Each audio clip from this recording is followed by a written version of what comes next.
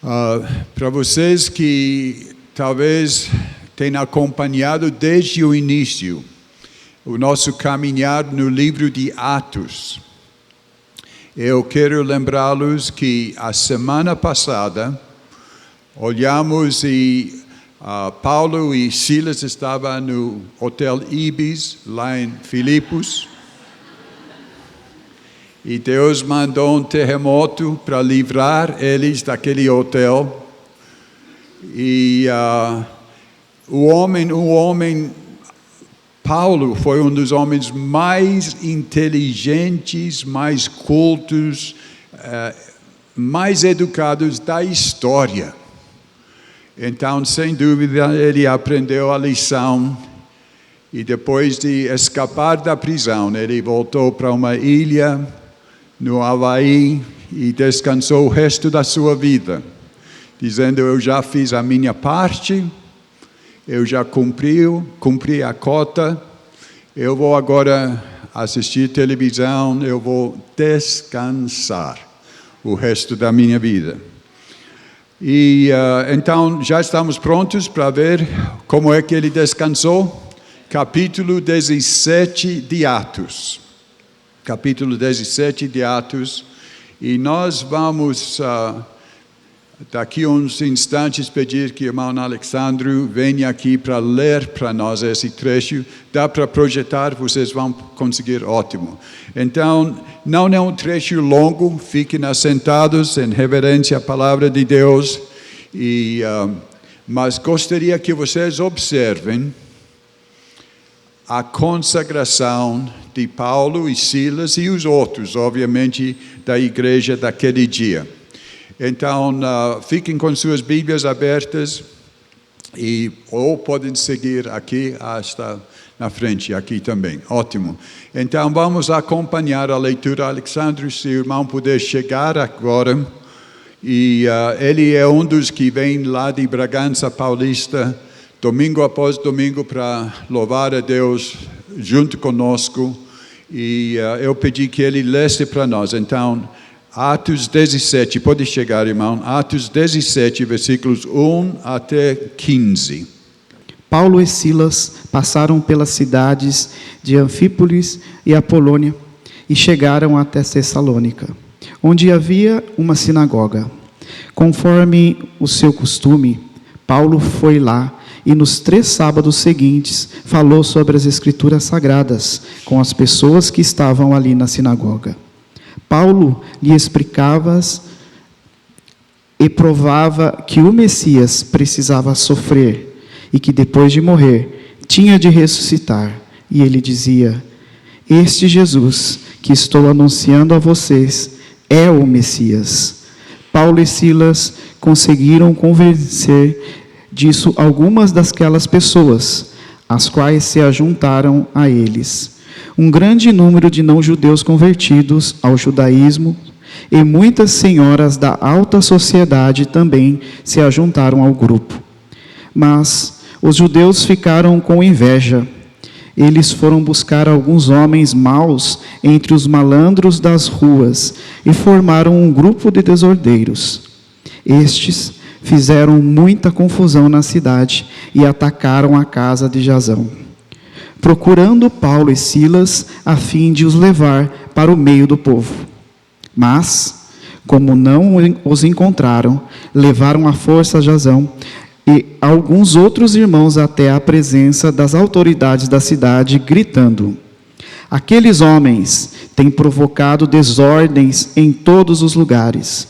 Agora chegaram até a nossa cidade, e Jasão hospedou-se na casa dele. Eles então, desobedecendo às leis do imperador romano, dizendo que existe outro rei chamado Jesus. Tanto a multidão como as autoridades ficaram agitadas quando ouviram essas palavras. E as autoridades soltaram Jasão e os outros, depois que eles pagaram a quantia exigida para isso. Logo que anoiteceu, os irmãos enviaram Paulo e Silas para a cidade de Bereia. Quando chegaram lá, eles foram à sinagoga. As pessoas dali eram mais bem educadas do que as de Tessalônica e ouviram a mensagem com muito interesse. Todos os dias estudavam as Escrituras Sagradas para saber se o que Paulo dizia era mesmo verdade. Assim, muitos judeus naquela cidade creram, e também não-judeus, tanto mulheres da alta sociedade, como também muitos homens. Mas, quando os judeus de Tessalônica souberam que Paulo tinha anunciado a palavra de Deus, também em Bereia, foram até lá e começaram a agitar e atiçar o povo contra eles.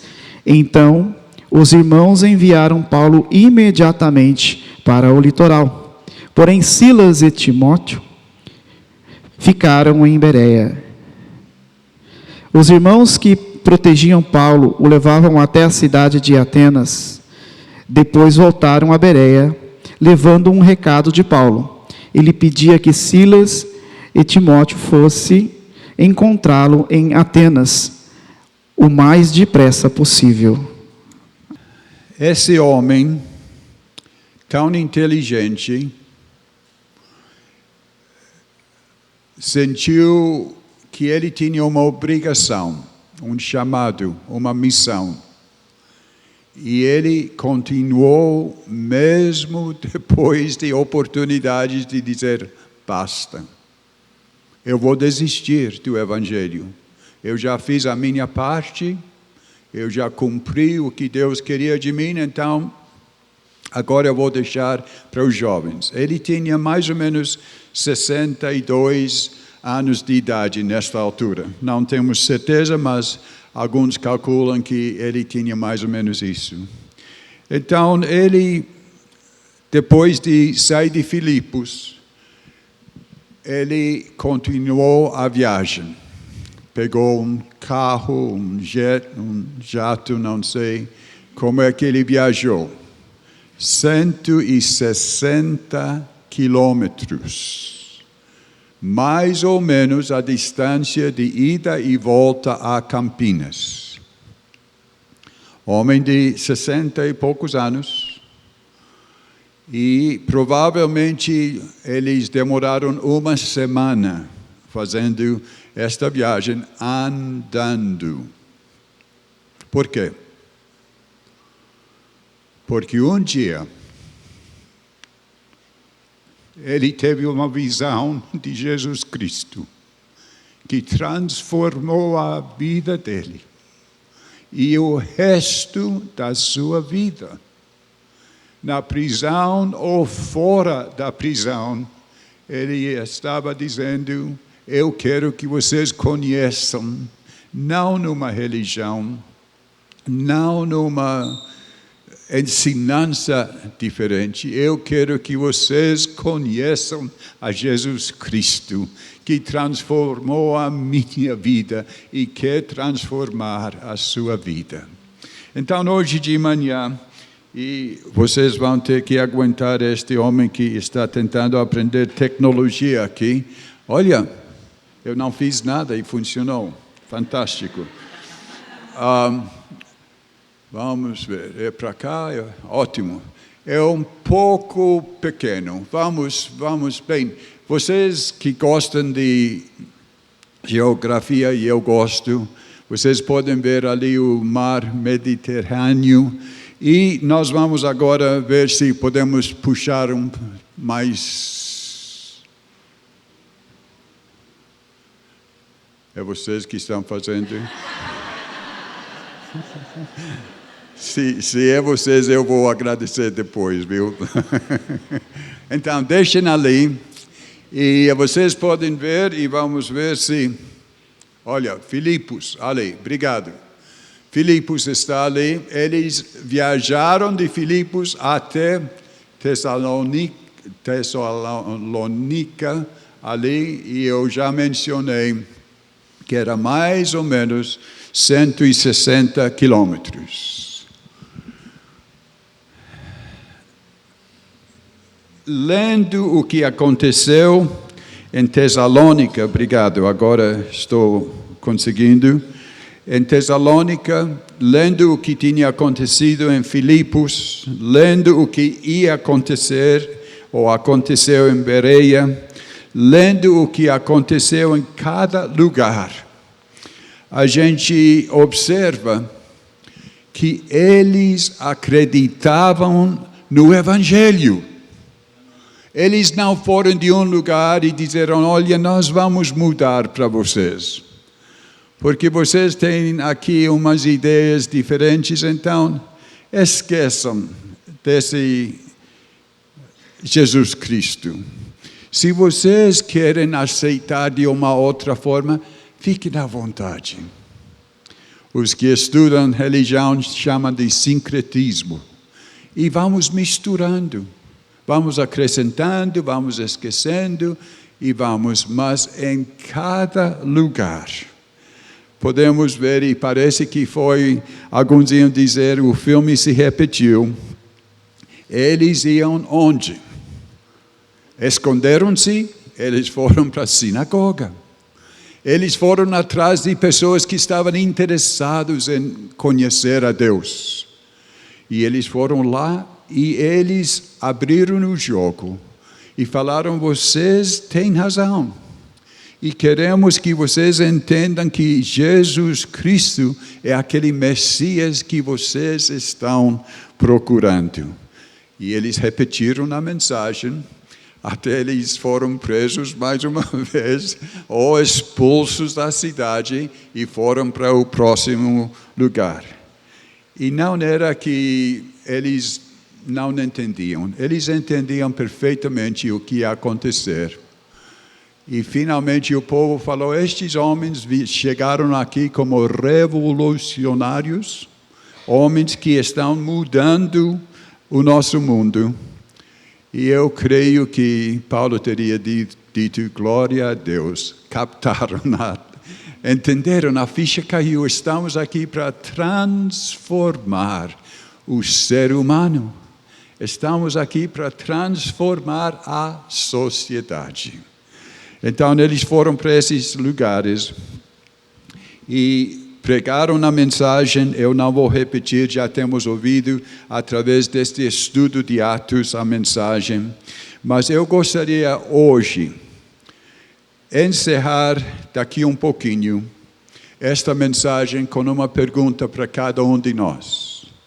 Mas primeiramente vamos observar um pouquinho sobre esses homens, Paulo, Silas, outros que acompanharam ele, e vamos observar algumas coisas sobre estes homens.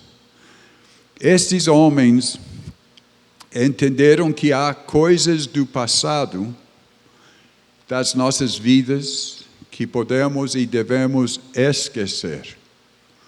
Mas nós devemos estar olhando e lembrando de sempre qual é o nosso alvo, qual é a nossa missão nesta vida. Algumas pessoas ficam presos ao passado. Algumas pessoas dizem, não há esperança para mim. E Paulo e os outros falaram, Cristo transformou as nossas vidas. Hoje ouvimos um lindo testemunho aqui na frente do poder de Deus para transformar as nossas vidas. Amém? E a nossa mensagem para outros é que Cristo fez na minha vida, Ele quer fazer para outros também. Eu não sou melhor do que você por causa de ser evangélico. Eu sou uma pessoa transformada pela graça de Jesus Cristo. E assim é que eles continuaram. E hoje de manhã eu gostaria de falar para os irmãos, nos momentos que temos, sobre aqueles que vão plantando o Evangelho. Tem sido meu privilégio conhecer alguns daqueles que plantaram, alguns que acreditaram quando parecia impossível. E eu entendo, e se depois pastor Wellington, o irmão, tem mais detalhes, faça o favor de me avisar, mas eu entendo que a igreja de Atibaia existe hoje porque pastor Eliezer teve um desejo, uma missão, uma visão de Deus, que haveria a necessidade de ter igrejas. Então ele foi a Morungaba e plantou a igreja. Ele foi a Itatiba e ele lá implantou a igreja. Veio até aqui e talvez outros lugares. Mas é bem provável que poucos aqui conhecem pastor Eliezer. Mas era um homem chamado por Deus, que disse: Deus, conte comigo. E ele veio aqui e ajudou a implantar a igreja em Atibaia. Hoje eu dou graças a Deus por aquele pastor que fielmente veio e foi para outros lugares. Quando Brenda e eu fomos ao Nordeste, sentamos com um missionário velho. Eu creio que ele tinha pelo menos 60 anos naquela época, não é? Então, bem avançado em idade. Por que é que riram?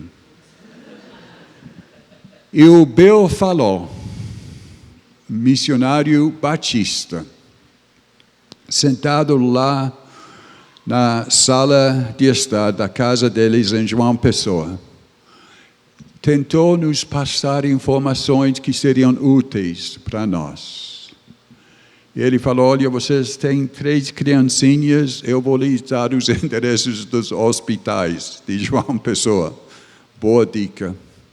Ele falou: vocês talvez não sabem, mas aqui em João Pessoa você pode comprar carne de baleia. Também não sabíamos. E uma série de coisas. Mas o que ficou no meu coração foi o seguinte. Bill falou, disse: há pessoas no Nordeste que estão dispostos a pagar o preço de viajar e implantar a igreja. Vocês, falando para Brenda e eu, vocês procurem aquelas pessoas. E eu falei: mas explique para mim então como foi que a igreja batista cresceu aqui. Ele nos contou essa história, que em Feira de Santana o povo ia para fazer suas compras. Eles iam de jipe, eles iam de caminhões, e talvez vocês já tenham visto caminhões cobertos de pessoas indo até esses lugares, como Feira de Santana e outros lugares. Ele falou que um irmão em Cristo, um colportor, alguém que vai vendendo Bíblias, decidiu que ele ia montar lá na Feira de Santana um lugar onde ele poderia vender Bíblias. E quando pessoas passaram ali e perguntaram o que é que ele estava vendendo, ele falou: eu tenho a palavra de Deus e você pode adquirir, mas deixe-me explicar para você o que é que a Bíblia ensina. E Bill falou que as pessoas paravam ali. E este irmão em Cristo, por causa de um desejo forte no seu coração, compartilhou com eles as boas novas de salvação. Então, quando eles saíram dali, voltando para casa, pegando aqueles caminhões, aqueles jipes para voltar para seus lugares, eles voltaram com a Bíblia. E eles voltaram com esperança em Jesus Cristo. E lá, nos seus lugares, vilarejos, cidades do Nordeste, implantaram a Igreja Batista. E vocês já estão pensando: pastor, eu não sou implantador de igreja. Pastor, eu não sou pastor. Mas esta semana fomos convidados por 2 casais vizinhos nossos para comer pizza. Agora, eu notei alguns, agora vão prestar atenção. Pizza. E eu pensei a mesma coisa, que bom, vamos comer pizza. E lá fomos, e a pizza foi excelente. Mas do início daquele tempo comendo pizza até o fim, aqueles dois casais nos contaram sobre a graça de Jesus Cristo para transformar vidas, lares desfeitos, e Deus reconstruiu aqueles lares. Pessoas que falaram, nós juntos aqui oramos, aqui mesmo, e Deus fez milagres. E eles pregaram muito bem para este pastor, não, né? E eles me contaram sobre a graça de Deus que transformou a vida deles. Um deles, engenheiro, outro empresário. E queriam compartilhar comigo uma coisa que não podemos esconder, mesmo não sendo pastores. Quando Jesus Cristo transforma as nossas vidas, é evidente e queremos compartilhar com outras pessoas. E eu já estou esquecendo que era para mim. Vocês estão me ajudando? Qual é o próximo ponto da minha mensagem, vocês sabem? Aqui, vamos ver. Lá está. Esse é o último, não é? Obrigado.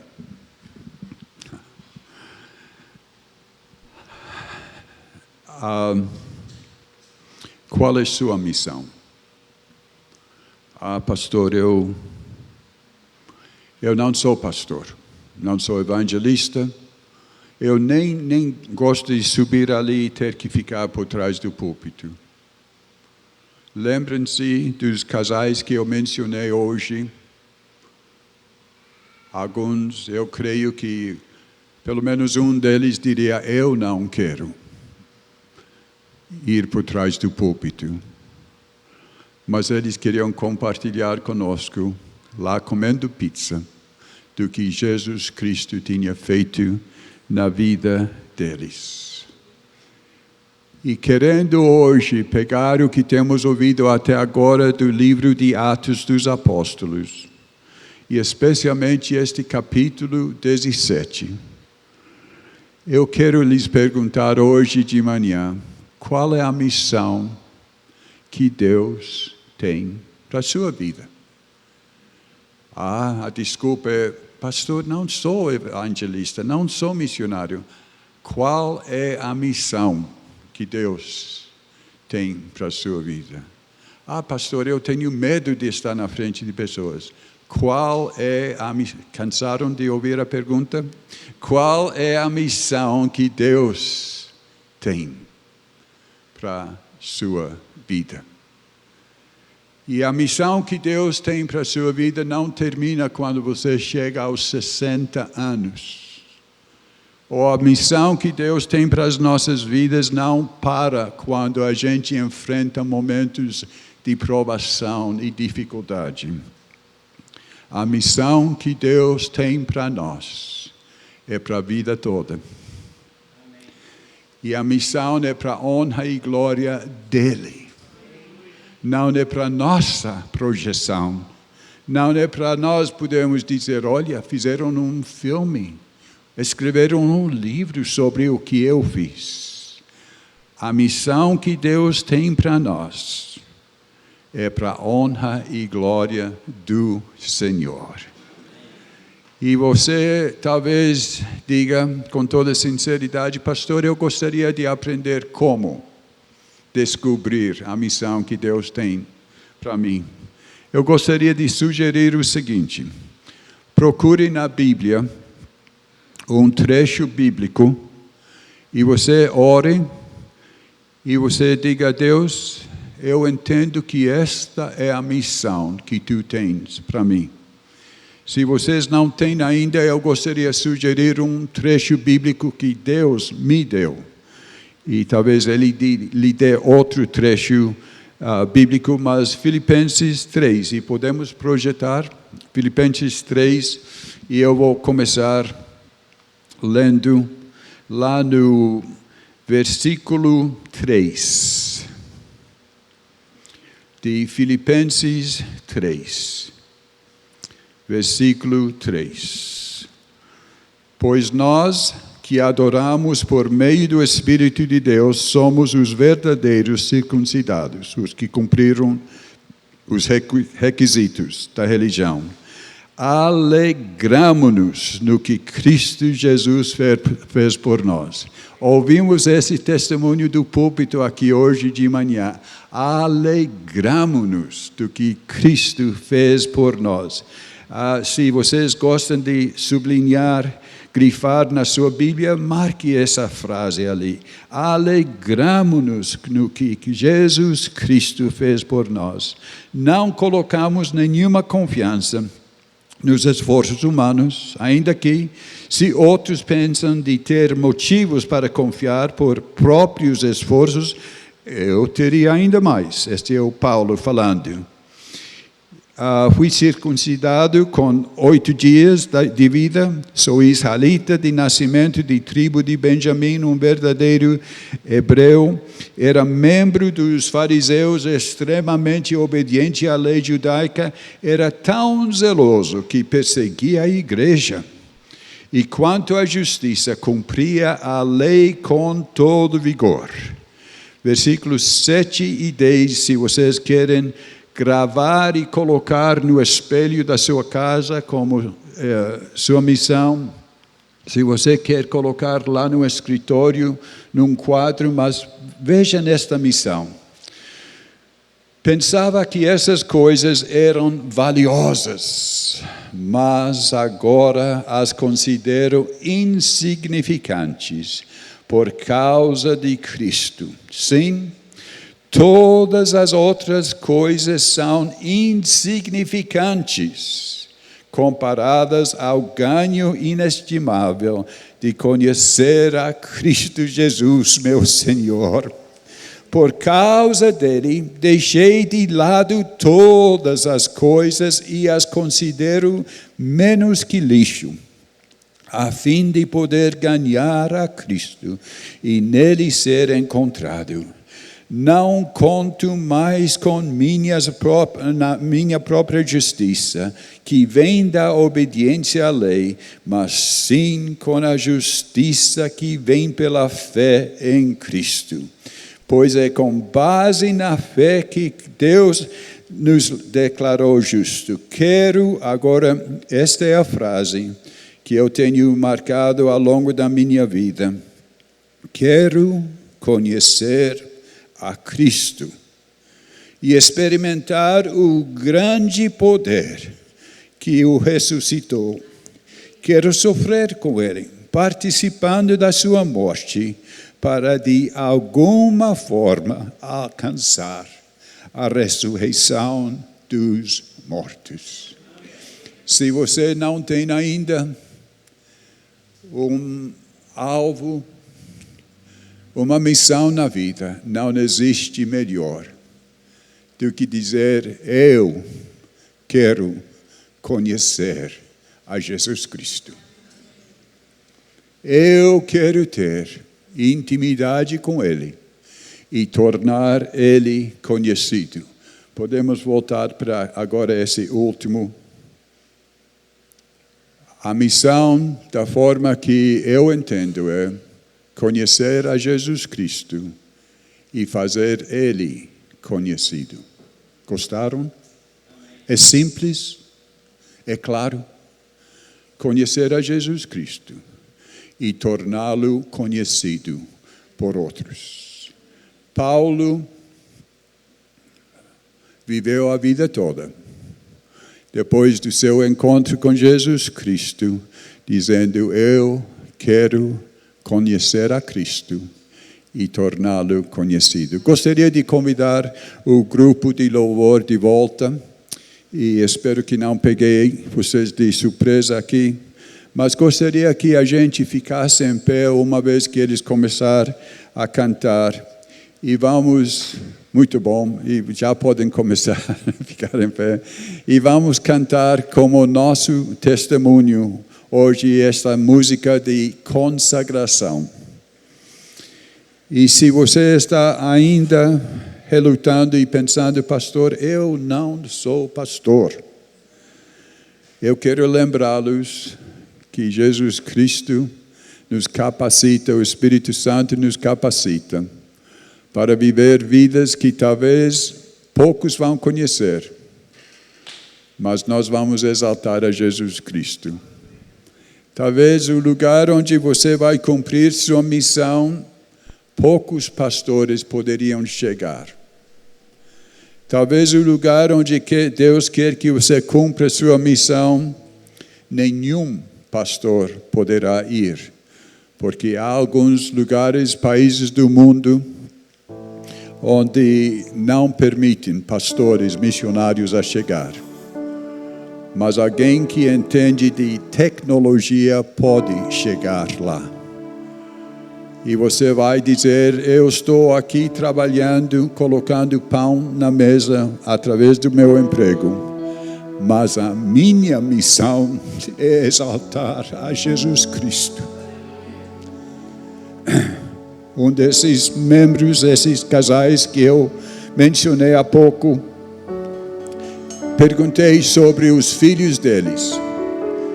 E eles falaram, o nosso filho mora na ilha Santa Helena, se não me engano.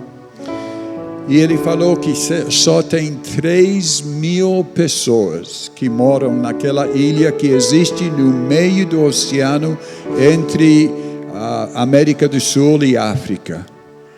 E eu falei, e o que é que ele faz lá?